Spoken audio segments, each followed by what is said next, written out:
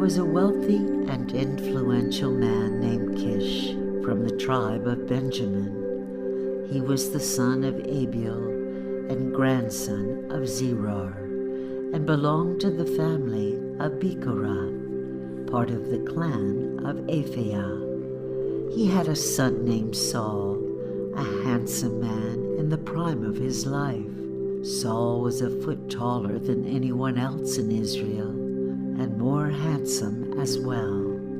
Some donkeys belonging to Kish had wandered off, so he said to Saul, "Take one of the servants with you and go and look for the donkeys."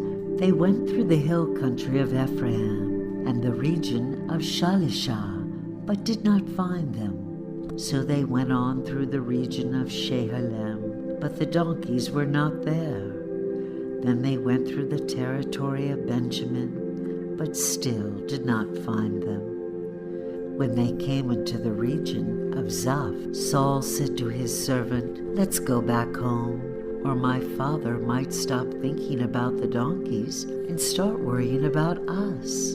The servant answered, "Wait, in this town there is a holy man who is highly respected, because everything he says comes true. Let's go to him, and maybe he can tell us where we can find the donkeys." "If we go to him, what can we give him?" Saul asked. "There is no food left in our packs, and we don't have a thing to give him, do we?" The servant answered, "I have a small silver coin. I can give him that, and then he will tell us where we can find them." Saul replied, "A good idea. Let's go." So they went to the town where the holy man lived. As they were going up the hill to the town, they met some young women who were coming out to draw water. They asked these women, "Is the seer in town?" At that time, a prophet was called a seer, and so whenever someone wanted to ask God a question, he would say, "Let's go to the seer." "Yes, he is," the young women answered. "In fact, he is just ahead of you. If you hurry, you will catch up with him.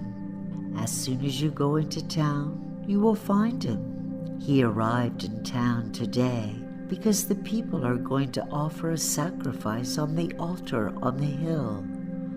The people who are invited won't start eating until he gets there, because he has to bless the sacrifice first. If you go now, you will find him before he goes up the hill to eat." So Saul and his servant went on to the town, and as they were going in, they saw Samuel coming out toward them on his way to the place of worship. Now on the previous day, the Lord had told Samuel, "Tomorrow about this time, I will send you a man from the tribe of Benjamin. Anoint him as ruler of my people Israel, and he will rescue them from the Philistines. I have seen the suffering of my people, and I have heard their cries for help." When Samuel caught sight of Saul, the Lord said to him, "This is the man I told you about. He will rule my people." Then Saul went over to Samuel, who was near the gate, and asked, "Tell me, where does the seer live?" Samuel answered, "I am the seer. Go on ahead of me to the place of worship. Both of you are to eat with me today. Tomorrow morning I will answer all your questions and send you on your way. As for the donkeys that were lost 3 days ago, don't worry about them. They have already been found. But who is that the people of Israel want so much? It is you and your father's family." Saul answered, "I belong to the tribe of Benjamin, the smallest tribe in Israel, and my family is the least important one in the tribe. Why then do you talk like this to me?"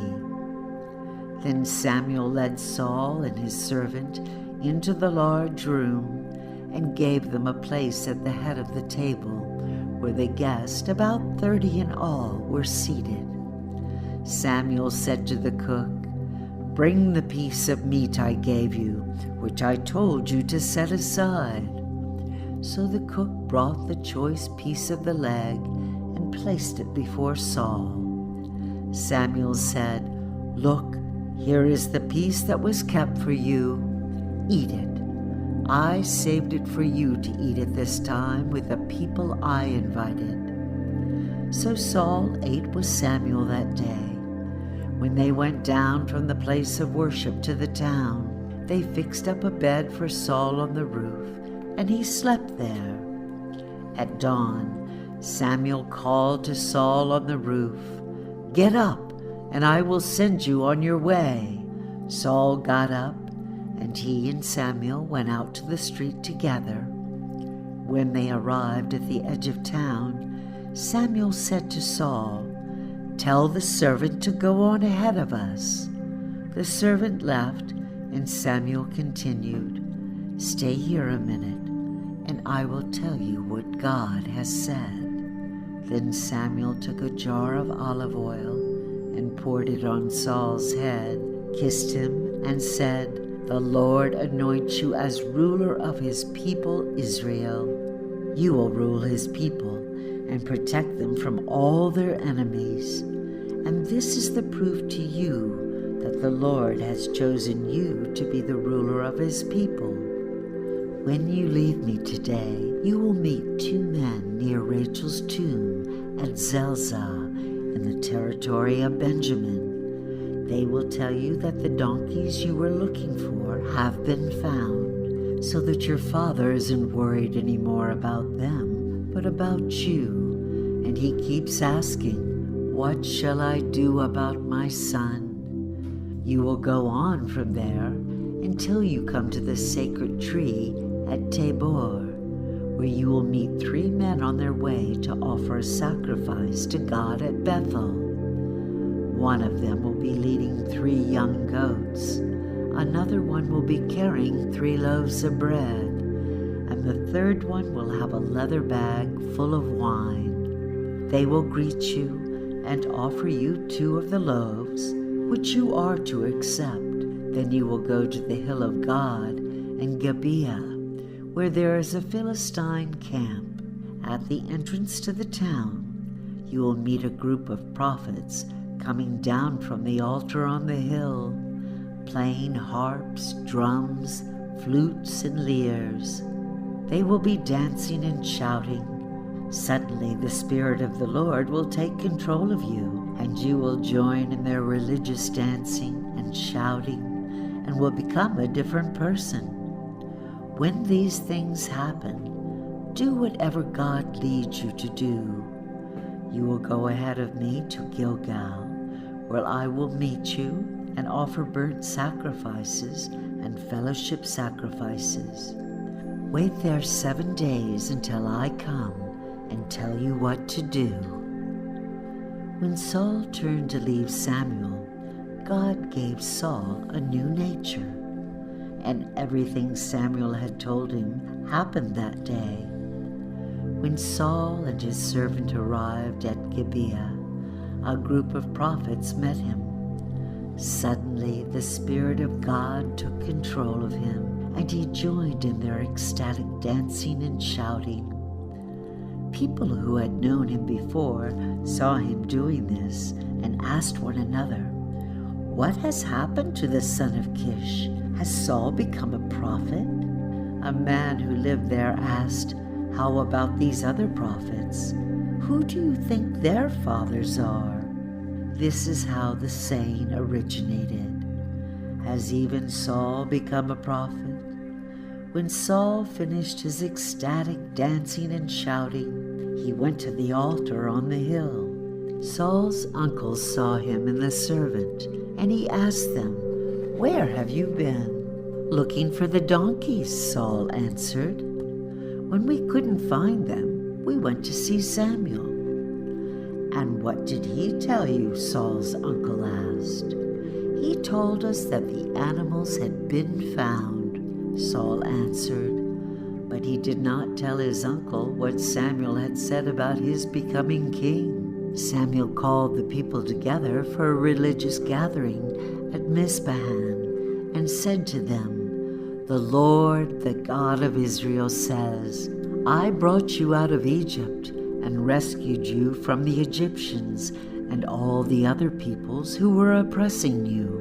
I am your God, the one who rescues you from all your troubles and difficulties. But today you have rejected me and have asked me to give you a king. Very well then, gather yourselves before the Lord by tribes and by clans." Then Samuel had each tribe come forward, and the Lord picked the tribe of Benjamin. Then Samuel had the families of the tribe of Benjamin come forward, and the family of Matri was picked out. Then the men of the family of Matri came forward, and Saul, son of Kish, was picked out. They looked for him, but when they could not find him, they asked the Lord, "Is there still someone else?"